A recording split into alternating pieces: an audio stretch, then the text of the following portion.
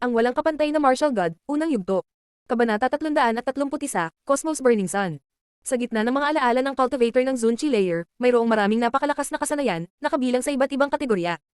May isang sword skill na tinatawag na Sword of the Dead Tree, ito ay purong China nag-iwan ng landas ng pagkawasak.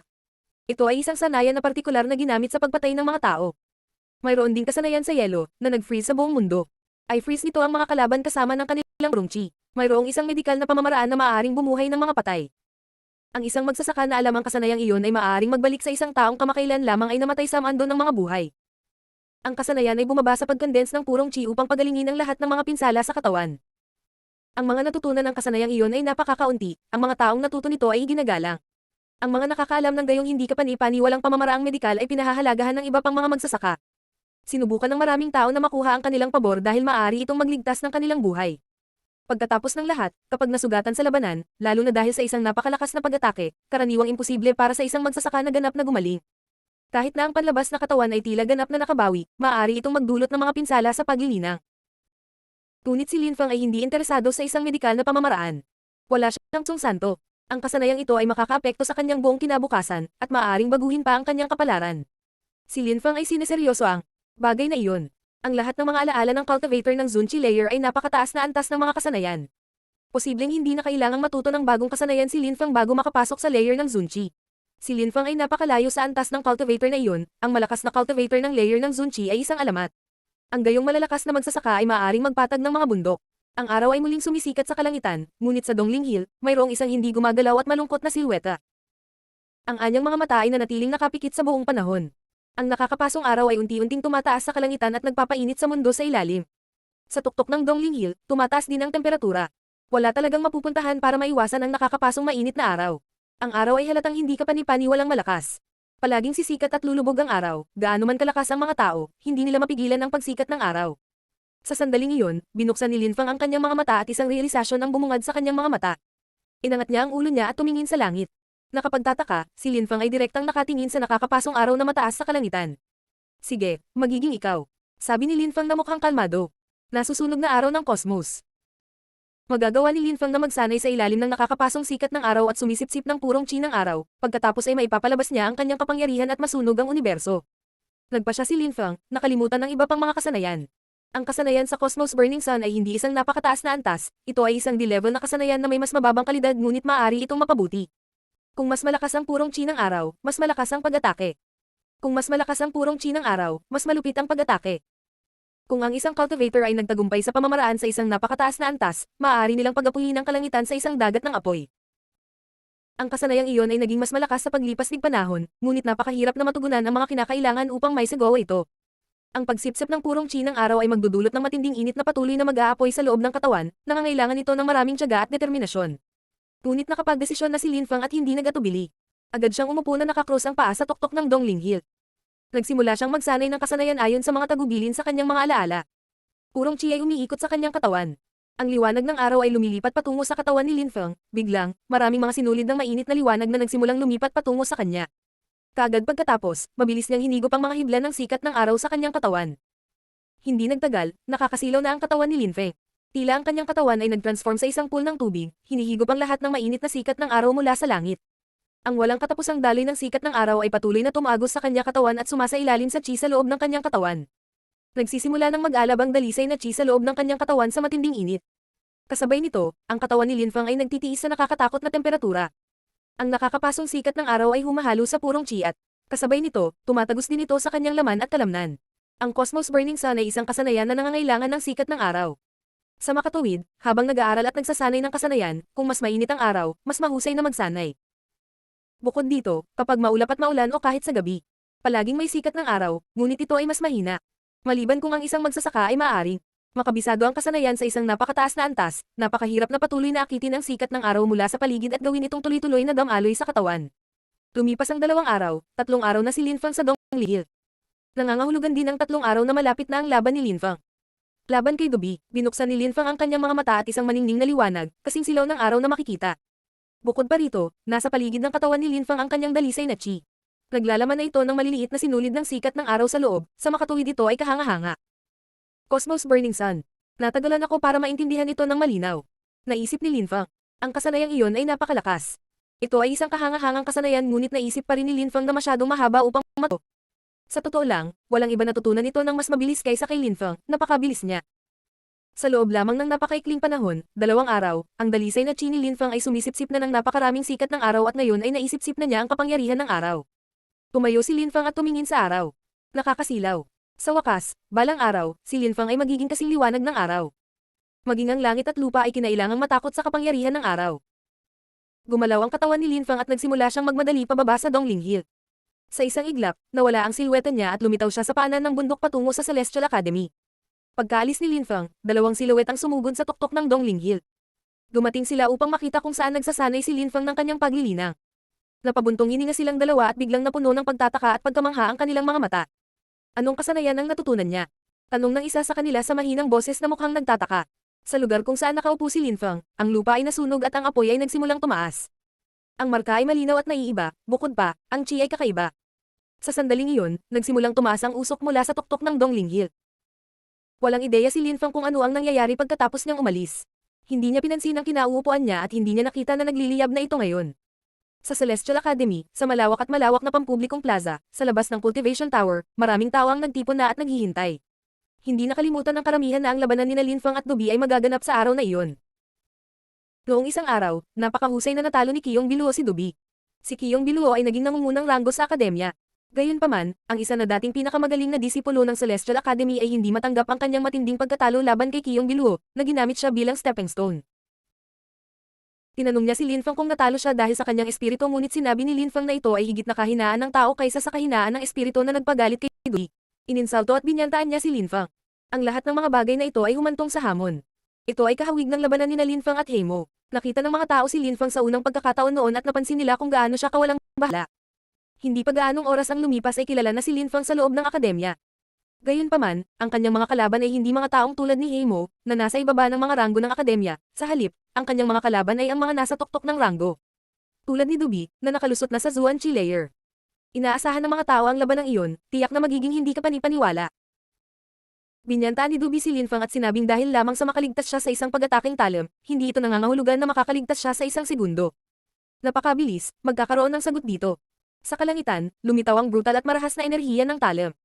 Ito ay lubhang matalim at binalot ang lahat ng bagay sa kapaligiran.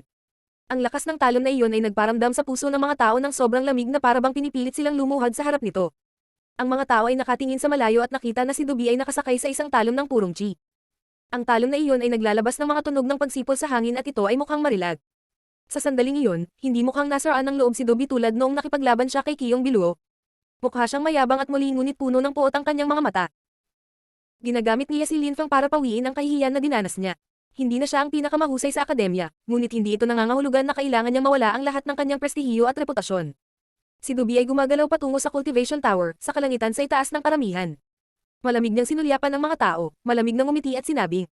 Dahil hindi siya nang ahas na ipakita ang kanyang mukha, nangangahulugan ito na si Linfang, sa simula pa lang, ay duwag lamang na mahilig magsalita ng malaki. Parang na-overestimated ko siya at isang pagkakamali ang pagpunta ko rito ngayon. Ang mga tao ay sumulyap sa kanan at kaliwa at ang lahat ay nagsimulang magbulungan. Si Linfang ay talagang hindi dumating. Hindi kaya tama si Dubi.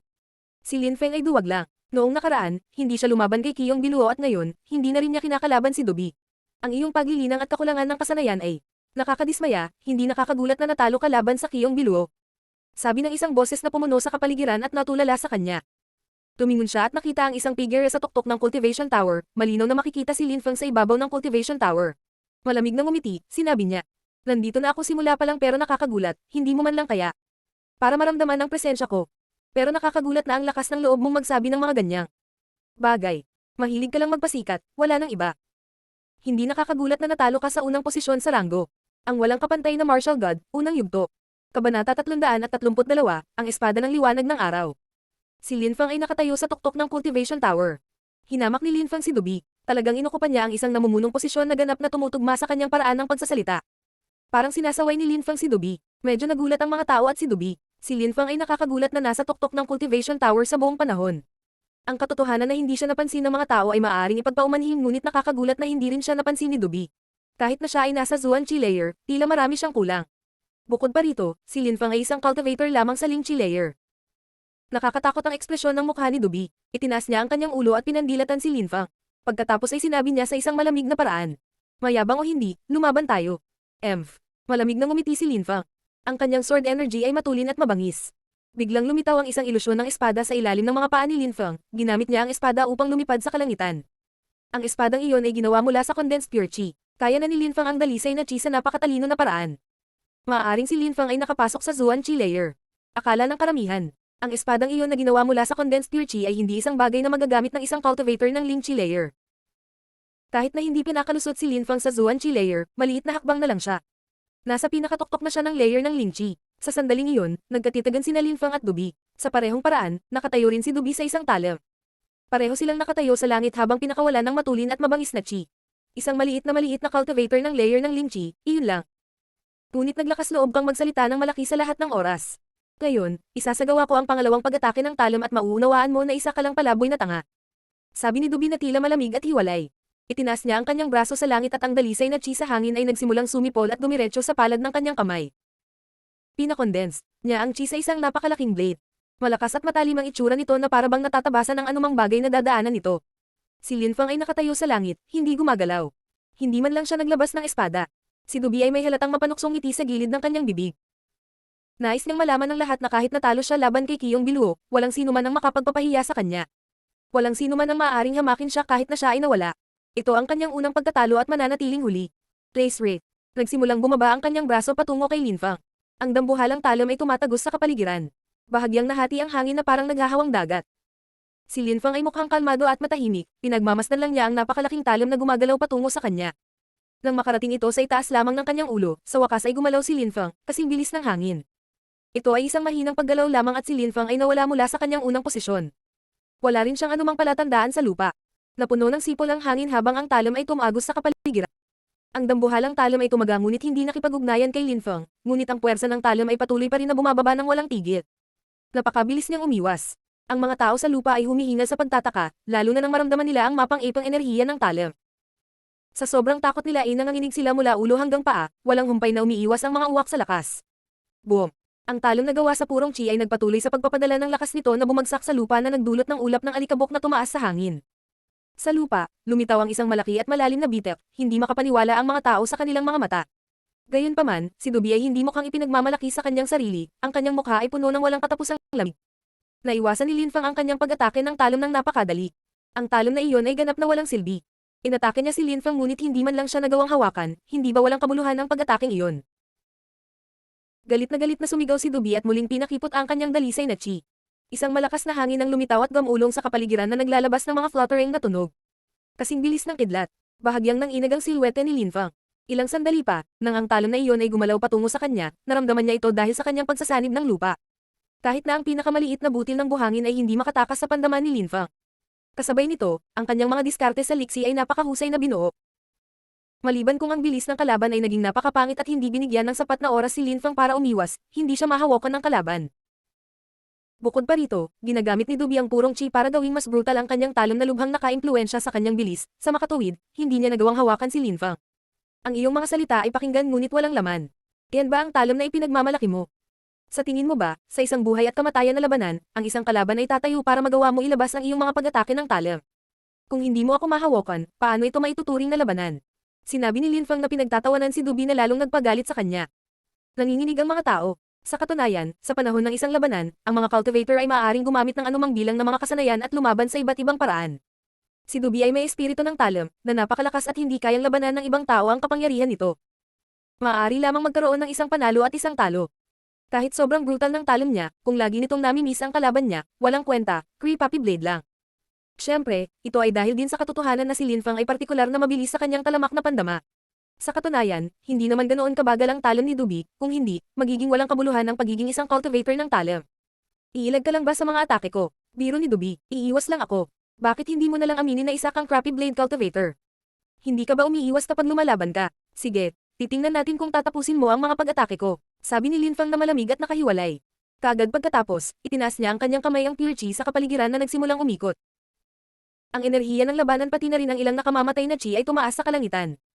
Isang espada, nagawa sa maraming uri ng purong chi, na nakadikit sa kamay ni Linfang. Mukha siyang nakamamatay na Diyos ng digmaan. Nagsimulang damaloy ang sinag ng araw patungo sa kanyang katawan. Isang nakasisilaw at nagniningning na gintong liwanag ang nagsimulang umikot sa kanyang espada, habang nagsimula itong sumipsip ng sikat ng araw. Isang nakakapasong init ang sumalakay sa kapaligiran at ganap na ng ibabaw sa lugar. Nakakatakot na kasanayan. Itinaas ng mga tao ang kanilang mga ulo at tumingin sa espada sa kamay ni Lin Fang. Kasing silaw ng araw at sobrang liwanag na nabulag sila. Ang lakas ng labanan ay nakasisilaw at nagninangas, ngunit ang nakakapasong liwanag ay mas masakit sa mata.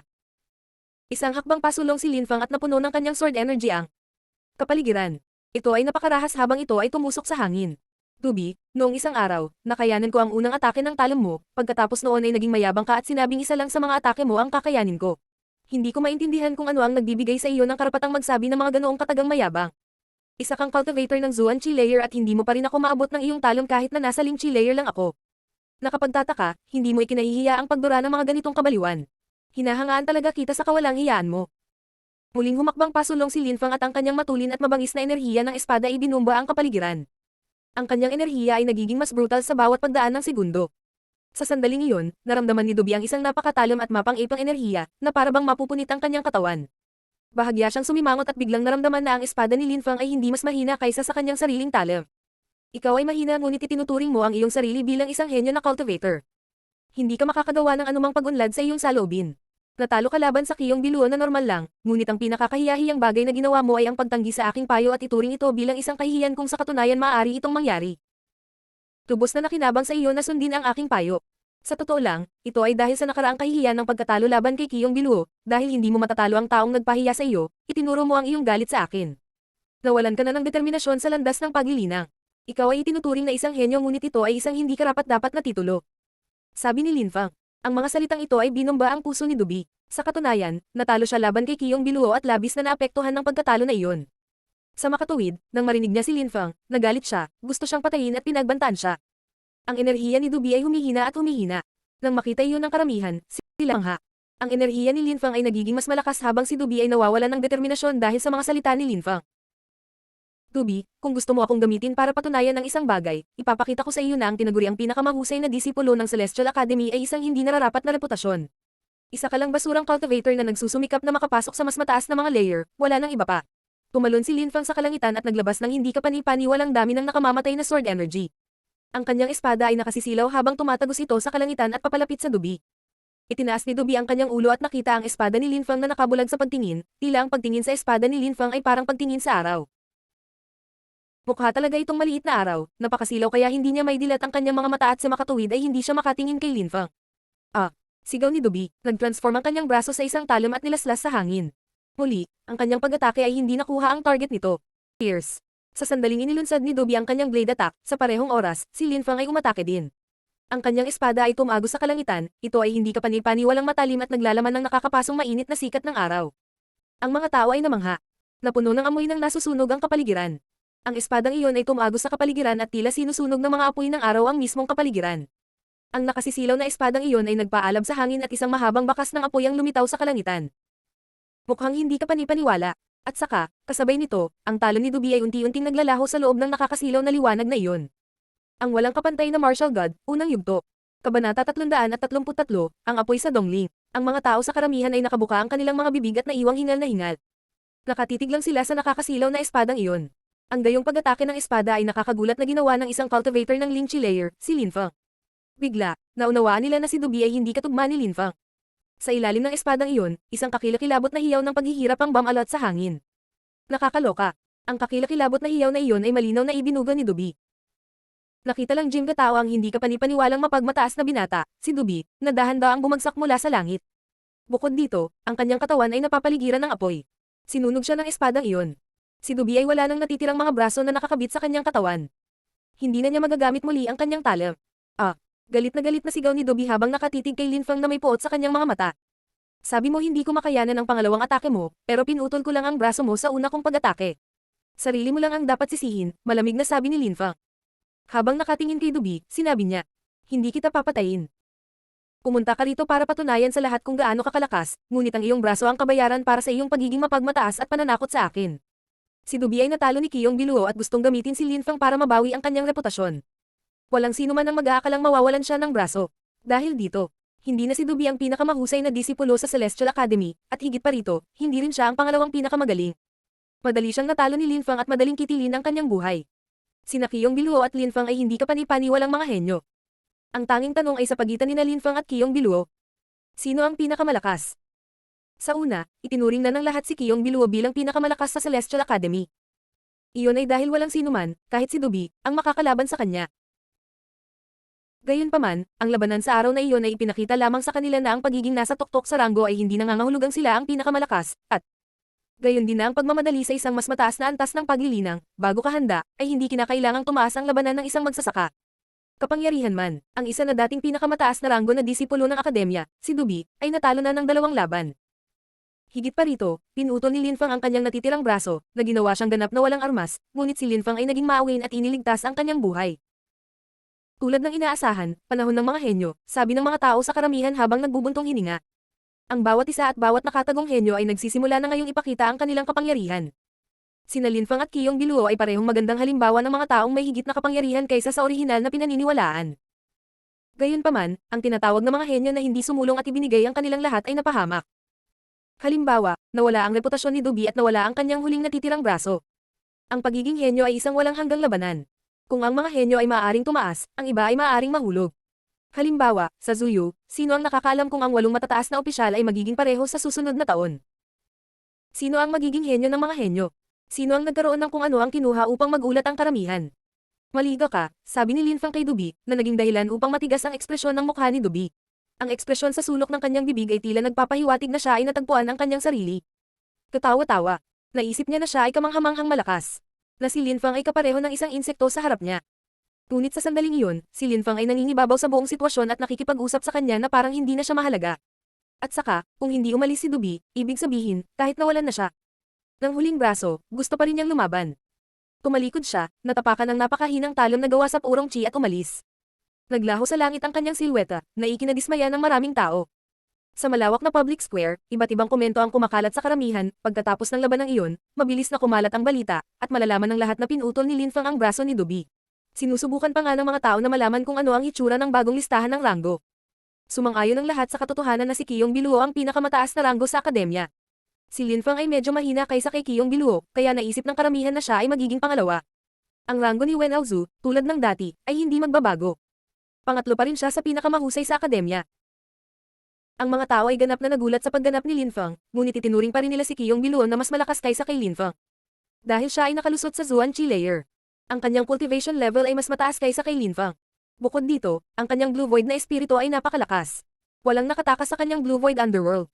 Kung gusto niyang patayin si Dubi, napakadali niyang nagawa. Dahil sa lahat ng ito, tinansya ng mga tao na napakahirap para kay Lin Fang na talunin si Qiyong Biluo, na napakalakas. Ngunit inamin din ng karamihan na kahit na si Qiyong Biluo ang pinakamahusay sa akademya sa ngayon, malamang na magbabago iyon sa hinaharap. Pagkatapos ng lahat, si Lin Fang ay mas bata sa kanya ng ilang taon. Malaki ang potensyal ni Lin Fang. Noong si Qiyong Biluo ay kaedad ni Lin Fang, hindi siya halos kasing lakas ni Lin Fang. Si Qiyong Biluo ay napakalakas at pinakamahusay sa akademya. Si Lin Fang ay may napakataas na likas na kakayahan at may pinakamalaking potensyal sa hinaharap. Gayunpaman, ang potensyal ay hindi magagamit upang matukoy ang lakas ng isang magsasaka. Halimbawa, pagkatapos na makalusot si Qiyong Biluo sa Zuan Chi layer, agad niyang hinamon si Dubi at madali siyang natalo. Kaya siya ang naging pinakamahusay sa akademya. Tila si Qiyong Biluo ay naging isang ganap na kakaibang tao pagkatapos makapasok. Kahit na mataas ang potensyal ni Lin Fang, tatahakin ba niya ang parehong landas bilang Qiyong Biluo sa hinaharap? Walang makapaghuhuli sa hinaharap. Kung makakalaban ni Qiyong Biluo si Lin Fang, iyon ang pinakamahusay, naisip ng mga tao sa akademya. Iniisip nila na noong nakaraan, kapag lumabas si Lin Fang pagkatapos umalis si Qiyong Biluo, nakakalungkot. Kung nag-away silang dalawa, hindi kaya inspiring na laban. Walang alam si Qiyong Biluo sa mga komento, na kumakalat sa karamihan. Matapos talunin si Dubi at maging ang pinakamataas na ranggo na disipulo sa akademya, kinulong niya ang kanyang sarili sa loob ng ilang araw upang palakasin at pagsamahin ang kapangyarihang natamo mula sa pagpasok sa Zuan Chi layer.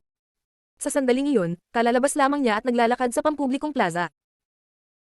Narinig niya ang mga komento at bulong ng mga tao at nalaman niyang natalo rin ni Lin Fang si Dubi at na siya, bukod pa doon, ay pinutol ang huling braso ni Dubi, na naging dahilan upang hindi siya makahawak ng taler. Sa sandaling iyon, inihahambing ng lahat si Qiyong Biluo kay Lin Fang. Si Qiyong Biluo ay naglalakad ng hindi napapansin sa karamihan, na nagpakita ng pagkakaiba ng kapangyarihan sa pagitan niya at nila. Pagkatapos ay tinanggal niya ang kanyang sombrerong kawayan, at isang kakaibang piti ang lumitaw sa kanyang mukha. Nakakatuwa si Lin Fang. Siya ay isang mahinang cultivator lamang ng layer ng Lingqi, kaya ba niyang baligtarin ang langit? Mapanuksong sabi ni Qiyong Biluo. Pagkatapos ay malamig siyang ngumiti at sinabing, Walang halaga talaga si Dubi, hindi man lang niya kayang makipagkompetensya sa isang cultivator sa Ling Chi layer. Kung alam ko lang iyon, napilayan ko na Zana ang kanyang paglilinang para maiwasan niyang gumawa muli ng kalokohan. Nang marinig ng mga tao sa paligid niya ang kanyang mga salita, lumingon sila at tumingin sa kanya. Hindi nila maiwasang mamangha. Kiyong Biluo. Nakakagulat, ito ay si Kiyong Biluo. Ang ilang mga tao ay hinihingal sa pagtataka. Agad na dumami ang lumingon at tumingin sa kanya. Nandoon talaga si Kiyong Biluo. Sinulyapan ni Kiyong Biluo ang karamihan ng tao na may napakaibang na tingin. Nasiyahan siya sa pakiramdam na pinagmamasdan at sinasamba ng libu-libong tao. Kailangan lang niyang ipakita ang sarili niya at kaya niyang makuha ang atensyon ng lahat. Hindi kailanman magagawa ni Lin Feng na nakawin ang kanyang kadakilaan. Hindi siya kasing charismatic. Parang noong araw na iyon, noong hindi kami nag-away ni Lin Feng, lahat kayo ay may hindi pagkakaunawaan.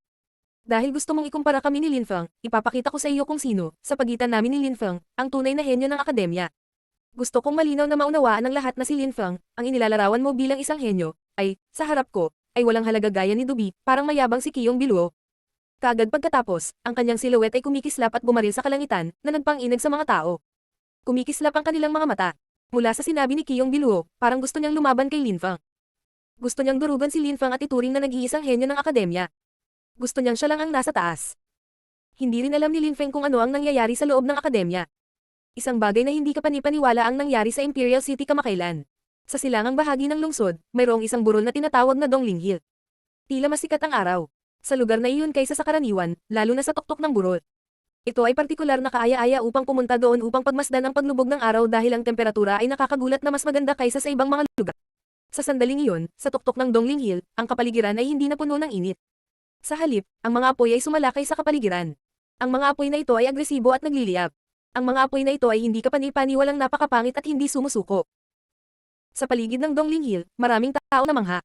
Nakapagtataka, nagkaroon ng sunog. Nag-iisip sila kung anong uri ng malakas na cultivator ng apoy ang nagliyab ng ganoong apoy. O baka ito ay sanhi sa panahon ng labanan sa pagitan ng dalawang napakalakas na magsasaka. Posibleng lumikha sila ng ilang apoy na gawa sa purong chi na nagpasiklab sa Dongling Hill. Bukod dito, anuman ang sanhi ng sunog, ang lakas ng pagtatanim ay tiyak na napakapangit dahil, sa sandaling ito, ang lupa at ang kapaligiran mismo ay nagliliyab. Gayunpaman, walang nakapansin na nang tumaas ang apoy, may isang taong nababalot ng pawis na tila pagod na pagod. Paalis na ang taong iyon, at kasama si Dongling Hill sa likod nila, hindi man lang nila nilinggan ang apoy sa likod nila. Ang walang kapantay na Martial God, unang yugto. Kabanata 334, masunog at mamatay. Dahan-daang lumalapit si Lin Feng sa palasyo kung saan nakatira ang mga estudyanteng militar ng Celestial Academy. Sa sandaling iyon, ang kanyang buhok ay sobrang gulo at mayroon siyang maitim na mantsa sa kanyang damit. Hindi rin siya masyadong mabango dahil matagal siyang nakaupo sa matinding init kaya naman hindi nahilig ang mga tao na lapitan siya sa kalagayan niya ngayon. Ngunit ang mga mata ni Lin Feng ay kasing kinang ng dati at nagpapakita pa rin ng malalim na hindi maarok na ekspresyon. Lin Feng, sabi ng isang boses na puno ng excitement. Inangat ni Lin Feng ang kanyang ulo at nakita ang isang nakangiting lalaki na papalapit sa kanya. May problema ba? Tanong ni Lin Feng. Wala siyang matandaang nakilala niya ang lalaking iyon. Hindi niya kilala. Hindi, naisip ko lang na maaari nating pag-usapan ng tungkol sa paglilinang ng magkasama. Paano mo isinasagawa ang paglilinang? Napakabata mo pa pero napakalakas mo na, tanong ng lalaki habang nakangiti. Bahagyang kumunot ang noo ni Lin Feng ngunit agad siyang ngumiti. Napapikit lang ako, sabi ni Lin Feng habang nakangiti. Kumislap ang mga mata ng lalaking iyon, hindi niya maintindihan ang ibig sabihin ni Lin Feng. Ipinikit ko ang aking mga mata, ito ang aking diskarte kapag nagsasanay ako ng paglilinang. Sabi ni Lin Feng na may parehong mainit at palakaibigang ngiti gaya ng dati. Ang lalaki ay tila nawala sa pag-iisip saglit ngunit kaagad pagkatapos, siya ay tumango, ngumiti at sinabi. Sige. Nang matapos siyang magsalita ay dahan-dahan niyang ipinikit ang kanyang mga mata. Ngunit sa sandaling ipinikit niya ang kanyang mga mata, isang malakas na tunog ng sipol ang tumusok sa kanyang mga tainga. Ang lalaking iyon, na nakapikit ang mga mata, ay biglang marahas na sumugod pabalik, isang napakapangit na dalisay na chi ang dumadaloy sa kanyang katawan. Ang gayong pamamaraan ay nakasisilaw na pagmasdan. Nagsimulang manginig ang mga tao sa paligid. Ito ay isa pang cultivator ng Zuan Chi layer. Kailan pa nagkaroon ng napakaraming cultivator ng Zuan Chi layer? Maaari silang makita sa lahat ng dako. Mamatay, sabi ni Lin Feng sa mahinang boses. Ang nakamamatay na enerhiya ay kumalat sa kapaligiran. Agad na tinusok ng espada ang dalisay na chi at tumagos sa dibdib ng kalaban. Binuksan ng lalaki ang kanyang mga mata, blanko siyang nakatitig kay Lin Feng. Hindi siya makapaniwala sa kanyang mga mata. Ikaw, paano mo nalaman? Tanong ng lalaking husky voice. Walang tigil na umaagos ang madilim na pulang dugo mula sa kanyang sugat. Humiling ka sa akin na bigyan ka ng ilang payo ngunit mula sa simula hanggang sa huli, hindi mo pinapansin at nanatili lang sa parehong pekeng ngiti sa iyong mukha, hindi mo ba naisip na ito ay mukhang hindi ka panipaniwalang kakaiba? Malamig na sabi ni Lin Feng at humiwalay na hawak pa rin ang punyal. Kung ang taong iyon ay talagang isa sa mga tagasunod ni Lin Feng, siya ay nagpakita ng kaunting kaguluhan o pagkalito, siya man lang ay nagpakita ng ilang uri ng emosyon. Sa halip, ang taong iyon ay may pekeng ngiti at hindi nagbago ang kanyang emosyon. Pinapatay mo ako sa pamamagitan ng pag-asa sa isang bagay na hindi mahalaga gaya ng ekspresyon ng mukha ko, sabi ng lalaking iyon na gaya ng dati ay hindi makapaniwala. Siyempre hindi, mukhang peke talaga ang ngiti mo pero, noong nag-uusap tayo, may nakamamatay na chi na pinuntirya ako mula sa likuran, nakatago ito ng husto bago iyon, ngunit bahagyang nawala ang atensyon nila at naglabas ng nakamamatay na chi, iyon, kahit papaano, binigyan ako ng dahilan para patayin ka. Sabi ni Lin Feng na tila malamig sa yelo. Nang matapos siyang magsalita, sa isang iglap, bumungad sa kanyang katawan ng isang brutal at mapang-ipang enerhiya. Bahagyang gumalaw ang espada ni Lin Feng at sinalakay ni Chi ang mga mahahalagang organo at daluyan ng dugo ng kalaban. Sabay talikod niya bigla. Isang sibat na tila isang mahabang dragon ang sumusugod sa kanya, ito ay isa pang cultivator ng Zuan Chi layer. Nagtataka si Lin Feng kung paano naging posible na ang mga cultivator ng Zuan Chi layer ay patuloy na lumitaw sa mga grupo upang bitag siya. Noong katatapos lang niyang makapasok sa Ling Chi layer, itinuring din niyang mga Diyos ang mga nagsasaka ng Zuan Chi layer. Kahit na halos hindi siya nagkaroon ng pagkakataon na makilala ang mga cultivator ng Zuan Chi layer. Pagkatapos makapasok sa Zuan Chi layer, posibleng marami pa siyang makikilala sa kanila. Isa kang asasin at hindi mo man lang makontrol ang nakamamatay mong chi. Bilang isang asasin, ikaw ay tiyak na mananatiling isang kabiguan magpakailanman. Biglang umatras si Lin Feng habang pinapuna ang kanyang asasin. Dahil mismo sa pagpapakawalan niya ng kaunting enerhiyang nakamamatay kaya naintindihan ni Lin Feng kung ano ang nangyayari, kung hindi, hindi siya agad-agad na umatake. Kung hindi siya unang umatake, nagagawang subukan ng kalaban ng kanilang bitag. Sa isang cultivator ng Zuan Chi layer na umaatake mula sa harapan habang ang isa ay umaatake sa kanya mula sa likod, ang sitwasyon ay maaaring nakamamatay para kay Lin Feng. Ngunit ang dalawang cultivator na ito ay nakalusot pa lamang sa unang Zuan Chi layer kaya sa pangkalahatan, si Lin Feng ay walang masyadong pakialam. Nang makita ng mamamatay tao na iyon na hindi pa sapat ang isang pag-atake at hindi niya magawang hawakan si Lin Feng, nawala ang sibat na gawa sa purong chi, tumalikod siya at nagsimulang umatras. Ang mga sinanay na maging asasin ay hindi magaling makipaglaban ng harapan. Kung nabigo ang kanilang mga sorpresang pag-atake, atras sila at susubukan muli, iyon ay isa sa mga patakaran ng asasin. Kung ang asasin ay nanatili roon at hindi nagawang patayin si Lin Feng, ito ay kukuha ng atensyon ng malalakas na estudyante. Gusto mong umalis? Sabi ni Lin Feng habang nakangiti. Humakbang si Lin Feng at sumugod. Sa kanyang kamay ay lumitaw ang isang espada na gawa sa purong kina tumagos sa kapaligiran. Tumigil ka, galit na sigaw ni Lin Feng. Ang kanyang espada ay naglalabas ng isang maningning na purong chi na gumagalaw patungo sa kalaban. Nararamdaman ng taong iyon ang makapangyarihang espada na si Chi na gumagalaw patungo sa kanya. Naging matigas ang kanyang ekspresyon sa mukha, pagkatapos ay tumalikod siya at naglabas ng napakalakas na purong chi para pigilan ang espada ni Lin Feng. Gayunpaman, ang dalisay na chi ay bumagsak kaagad at ang dalisay na chi ay kumalat sa kapaligiran, ngunit ang taong iyon ay gumamit ng lakas ng pag-atake ni Lin Feng upang itulak ang kanyang katawan palayo kay Lin Feng. Mamatay. Galit na sigaw ni Lin Feng. Ang espada ni Lin Feng ay sumugod patungo sa assassin at ang liwanag nito ay nakasisilaw gaya ng araw. Kung makikita ng iba ang espada ni Lin Feng, magkakaroon sila ng impresyon na direktang nakatingin sila sa araw. Ang ekspresyon ng mukha ng assassin na iyon ay nagbago ng husto. Sinubukan niyang i-condense ang mas dalisay na chi para harangin ang pag-atake ngunit ang nakasisilaw na espada ni Lin Feng ay agad na nakarating sa assassin, na nilipol ang lahat ng nasa daan nito. Sa sandaling nagalit si Lin Feng, walang makakapidyo sa kanya. Pash tumama ang dugo sa kapaligiran habang ang nakasisilaw na espada ay tumama sa mamamatay tao, siya ay napatay sa pamamagitan ng espada, ngunit ang saglit na tinusok ng kanyang espada ang kanyang kalaban, nagliyab ang katawan ng kalaban. Ang mga apoy ay marahas na tumaas sa langit. Sa isang maikling sandali, ang assassin na iyon ay walang iba kundi abo sa hangin. Hindi lamang ang pag-atake ni Lin Feng ay may parehong nakakasilaw na liwanag gaya ng araw ngunit naglalaman din ito ng nakakapasong init ng araw, maaari itong sumunog sa anumang bagay. Nakakatakot na atake ng espada. Naisip ang mga taong nagkukumpulan. Si Lin Feng ay napakalakas. Ang mga cultivator ng Zuan Chi layer ay hindi makatiis kahit isa sa mga pag-atake ni Lin Feng. Kahit sa panaginip nila, hindi maisip ng karamihan ang ganoong eksena. Sa ganang kanila, ang mga cultivator ng Zuan Chi layer ay parang mga Diyos at pangarap nilang maging isa balang araw, ngunit niyugyug ni Lin Feng ang kanilang mga paniniwala. Ang isang atake ng espada ay sapat na upang talunin ng mga cultivator ng Zuan Chi layer. Sa napakaikling panahon, sinubukan ng dalawang assassin ng Zuan Chi layer na patayin si Lin Feng at pareho silang namatay. Hindi man lang sila nagkaroon ng pagkakataong lumaban. Napatay lang sila on the spot. Dahil sa pagtatangkang pumatay kay Lin Feng, pinatay sila. Nang makita ni Lin Feng ang nasusunog na bangkay, mukhang malamig pa rin siya at hiwalay, naglalabas pa rin siya ng kaunting nakamamatay na chi.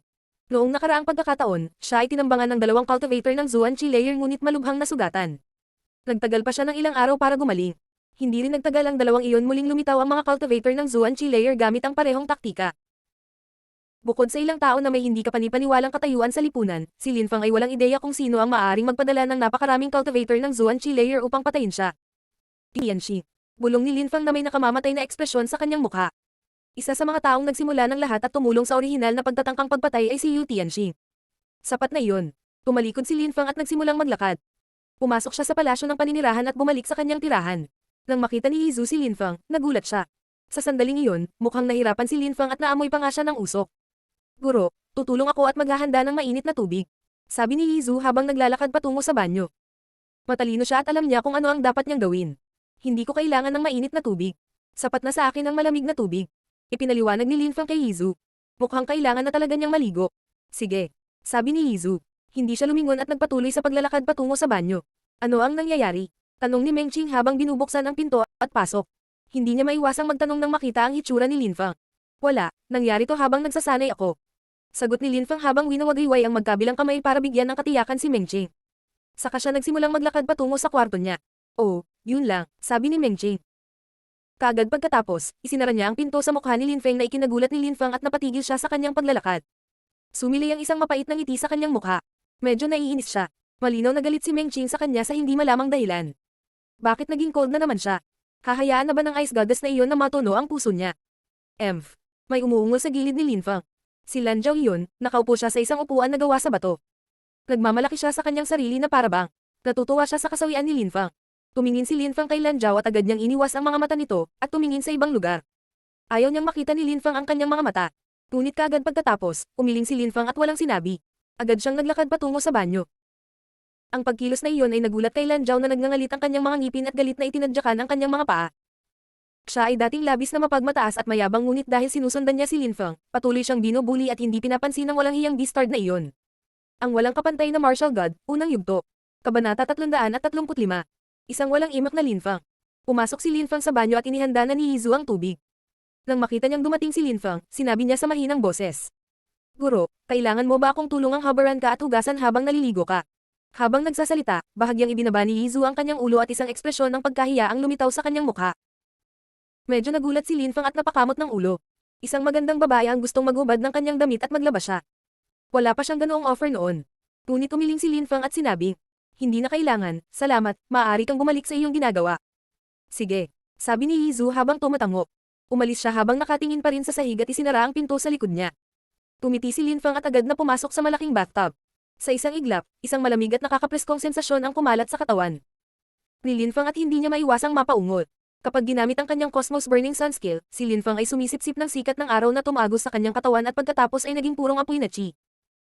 Malinaw na naramdaman ni Lin Fang ang nakakapasong init ng mga apoy na ito at nagsimulang maramdaman ang kanyang mga daluyan ng dugo. Nasusunog. Noong nakaraang pagkakataon, sinunog niya ang buong Dongling Hill na nagpatunay kung gaano kainit ang kanyang apoy. Sa makatuwid, nang pumasok si Lin Fang sa malamig na tubig, naramdaman niya. Kalalabas lang niya sa impyerno at nakarating sa langit. Ang kanyang katawan ay nagkaroon sa wakas ay lumamig, bumukas ang kanyang mga pores at sobrang komportable siya. Ipinikit ni Lin Fang ang kanyang mga mata at parang lasing siya sa nakakapreskong at komportableng pakiramdam na iyon, nakatulog siya. Nakakagulat na nakalimutan ni Lin Fang na siya ay nasa paligan at mahimbing na nakatulog. Sa mga araw na ito, si Lin Fang ay pagod at kailangan na magpahinga.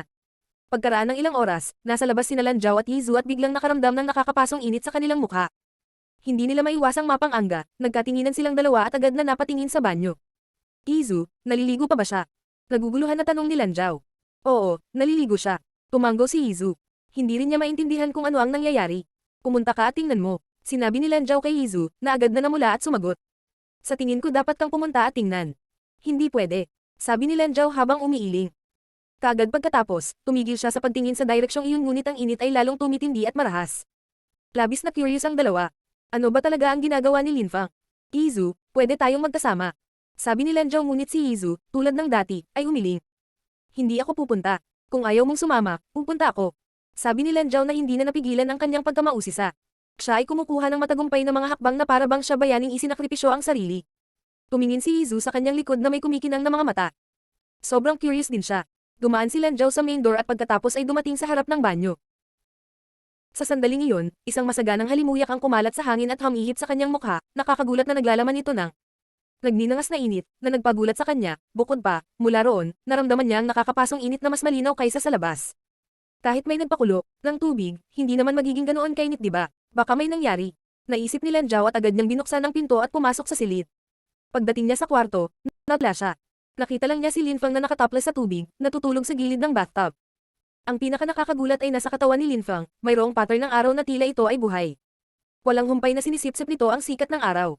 Mula sa atmosfera kasama ang dalisay na chi ng langit at lupa. Anong klaseng kasanayan ang ginagawa ng lalaking ito? Nakatingin si Lan Zhao kay Linfang na mahimbing na natutulog. Nakapagtataka, siya ay nagsasanay sa kanyang pagtatanim habang natutulog at ang kanyang katawan ay nahaharap sa malaking panganib ng nakakapasong init na iyon. Bukod dito, kumukulo ang tubig sa bathtub at halos sumanggol na ito. Si Lan Zhao ay pinagmamasdan si Linfang at unti-unting nakatingin. Sa ibaba, biglang naging matigas ang kanyang mga balintataw. Dahil sumisingaw ang tubig, bumungad sa kanyang mga mata ang ganap na hubad na katawan ni Linfang. Kanina pa, sobrang nabighani siya sa pattern ng araw na hindi na siya nakatutok sa iba, hanggang sa sandaling iyon. Bigla siyang nakaramdam ng labis na kahihiyan at gusto na lang niyang humanap ng butas na magagapang at mapagtataguan. Kasabay nito, biglang iminulat ni Linfang ang kanyang mga mata at nakita si Lan Zhao na nakatitig sa kanya habang siya ay naliligo. Anong ginagawa mo? Tanong ni Linfang na nagpanginag kay Lan Zhao. Itinaas niya ang kanyang ulo at tiningnan si Linfang sa mga mata, siya ay walang tigil na kumukurap dahil sa pagkalito. Sumigaw si Lan Zhao sa taas ng kanyang mga baga. Agad siyang tumalikod at tumakbo patungo sa exit. Pakiramdam niya ay nagiinit ang katawan niya sa kahihiyan, gusto na lang niyang magtago. Ano ba ang ginawa niya? Nakatitig siya sa katawan ni Linfang at ang pinaka-nakakatakot na bahagi ay nagising siya nang nakatitig siya sa hubad niyang katawan. Para siyang pervert, isang peeper. Nang marinig ni Linfang ang sigaw ni Lan Zhao, siya ay natigilan. Pagkatapos, ibinaba niya ang kanyang ulo at napansin na ang tubig ng bathtub ay sumangga. Sa isang iglap, namula na rin ang kanyang mukha, na natiling tahimik. Ang pinaka-nakakatakot ay ang pagsigaw ni Lan Zhao sa paraang iisipin ng mga tao na may ginawa si Linfang sa kanya. Anong mali? Sigaw ni Yizu mula sa labas ng banyo. Pumasok ka at makikita mo. Nang marinig ni Linfang ang tugon ni Lan Zhao, siya ay natigilan. Bago pa siya makapag-react, nakita na lang niya si Yizu na tumakbo sa banyo.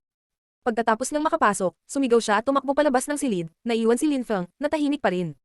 Bakit sila sumisigaw at tumakbo palayo? Sino ang totoong biktima dito? Napakakasuklam-suklam na babae. Si Linfang ay nagngangalit ang kanyang mga ngipin. Nakita na siya ni Lan Zhao, ngunit hindi pa iyon sapat, pinasunod niya si Yizu. Siguradong maghihiganti si Linfang. Masyadong marahas at brutal ang Cosmos Burning Sun skill. Maaari pa nitong gawing wala ang tubig sa isang bathtub. Tungkol sa pattern ng araw na lumitaw sa kanyang katawan, walang ideya si Linfang kung ano iyon. Iniisip na lang niya na naging ganito ang katawan niya dahil nagsasanay siya ng Cosmos Burning Sun skill. At ito ang naging daan upang mailabas niya ang sarili niyang init. Gaya ng inaasahan, pagkatapos maligo, bumuti na ang pakiramdam ni Linfang. Gayunpaman, hindi siya nagmamadaling umalis. Sa halip, nagbuhos pa siya ng malamig na tubig at hinugasan ang sarili saglit. Sa oras na iyon lang ang tanging paraan para makaramdam siya ng lubos na comfortable bago siya magsuot ng malinis na damit. Kaagad pagkatapos niyang maligo, naglakad siya patungo sa looban. Sa sandaling iyon, muling nasa looban sina Lan Zhao at Yizu. Ibinaba ni Yizu ang kanyang ulo at walang tigil na iniikot ang kanyang mga daliri dahil sa pagkabalisa. Hindi siya naglakas loob na itaas ang kanyang ulo at tumingin kay Linfang. Nakababa ang ulo niya pero sobrang pula ng pisngi at tenga. Tungkol kay Lan Zhao, siya ay kalmado na nakatayo sa bangkong gawa sa bato, nakapikit ang kanyang mga mata, hindi niya pinansin si Linfang na naging dahilan ng pagngangalit niya ng kanyang mga ngipin. Si Linfang ay isang birhen, sa kanyang nakaraang buhay gayon din sa bagong buhay na iyon. Ang nakitang hubot-hubad ni Lan Zhao ay isang kasuklam-suklam, bukod pa, nilinlang pa niya si Yizu na tumingin, si Lan Zhao ay talagang kasuklam-suklam. Wala ka bang sasabihin sa akin? Malamig na tanong ni Linfang. Binuksan ni Lan Zhao ang kanyang mga mata at tumingin kay Linfang. Ano ang gusto mong sabihin ko? Pwede ka lang naman humingi ng tawad. Sabi ni Linfang habang nakatingin kay Lan Zhao na mukhang sobrang mayabang at walang pakialam, hindi man lang. Siya nabigla. Bakit ako hihingi ng tawad? Sabi ni Lan Zhao habang nakakunot ang noo. Napatingin lang ako, may nawala ba sayo? At saka, hindi mo pa ba ako nakitang nakahubad? Hindi nakaimik si Linfang. Pagkatapos ay malamig niyang sinabi at humiwalay. At kailan kita nakita? Ayaw mong aminin. Sa gabing iyon, subukan at maglakas loob na sabihin na ang ilusyon ay hindi nakaapekto sa iyo. Gusto mo ring tanggalin ang damit ko. Walang takot na sabi ni Lan Zhao habang nakatitig kay Linfang, at dagdag pa niya. O baka ang ibig mong sabihin ay gusto mo akong makita hubad sa totoo lang, sa personal, kung yun ang ibig mong sabihin, sabihin mo lang at babayaran kita. Huwag mag-alinlangan at mabilis na sabihin sa akin kung ganoon ang kaso, hindi ako masasaktan. Sabi ni Lan Zhao sa mapang-akit na tono. Papalapit ng papalapit ang kanyang katawan kay Linfang. Nararamdaman na ni Linfang ang kanyang makapal na dibdib na dumidiin sa kanyang katawan na biglang nagpainit sa kanyang init, para siyang masusunog. Magsalita ka, kung gusto mo akong makitang nakahubad, ipapakita ko sa iyo. Gusto mo bang makita? Sabi ni Lan Zhao na parang mas sensual, mukhang sobrang nakakaakit. Tuyong-tuyo ang bibig ni Linfang, talagang nangingialam siya. Si Linfang ay nagngangalit ang kanyang mga ngipin at sinulyapan ang silid ni Mengqing. Kaagad pagkatapos, tumingin siya kay Lan Zhao na may malupit na tingin. Pagkatapos ay tumalikod siya at naglakad patungo kay Mengqing silid. Ikaw ang nanalo. Sabi ni Lin Fang. Wala siyang paraan para manalo laban sa kanya. Paano kung talagang gusto niyang habarin niya ang kanyang damit? Alam mo, iyon ang pinakamahalagang bagay. Sabi ni Lan Zhao habang nakatingin kay Lin Fang na naglalakad patungo sa kwarto ni Meng Jing. Parang ipinagmamalaki niya ang kanyang tagumpay. Habang nakatingin sa pag-alis ni Lin Fang, naupo siyang muli, hindi na siya nagmamalaki. Sa halip, ang kanyang mga mata ay nagsiwalat ng isang malungkot na batang babae na nakaramdam ng katawa-tawa sa kanyang sarili, isang mapang-akit na ngiti ang lumitaw sa kanyang mukha. Sa puso ni Lin Fang, si Meng Jing lang ang naroon. Itinaas ni Yizu ang kanyang ulo at nang makita niya ang mukha ni Lan Zhao expression, nanginginig siya. Kaagad pagkatapos, muli niyang ibinaba ang ulo. Sa mga mata ni Lao Zhao, wala man lang pagmamalaki, tanging kalungkutan ang naroon.